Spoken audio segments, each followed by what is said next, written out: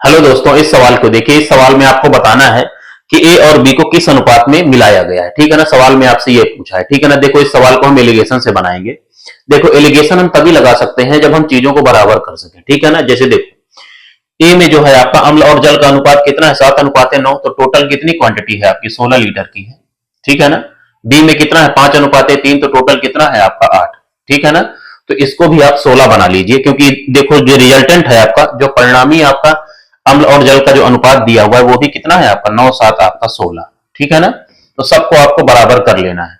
इसको भी आप 16 बना लीजिए, तो क्या होगा, 2 से आप गुणा कर दीजिए। ठीक है ना, तो 2 से गुणा करोगे तो कितना हो गया, 2 पंचे आपका 10, और ये कितना हो गया आपका 2 तिहाई 6।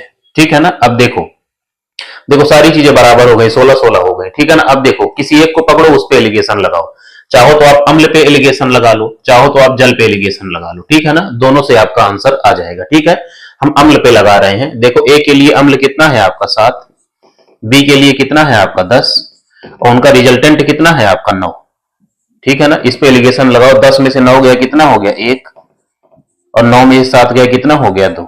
तो 1:2 आपका आंसर हो जाएगा। ठीक है ना, तो 1:2 कहां है, डी पार्ट आपका आंसर हो जाएगा। ठीक है ना, सिमिलरली आप जो है अगर वाटर को लेके सॉल्व करोगे तब भी आपका यही आपका रेशियो आएगा। ठीक है ना, तो ऐसे सवालों को आपको सॉल्व करने से पहले या एलिगेशन लगाने से पहले उनकी जो क्वांटिटीज है उनको आपको बराबर करना पड़ेगा, तभी आप एलिगेशन लगा पाएंगे। ठीक है।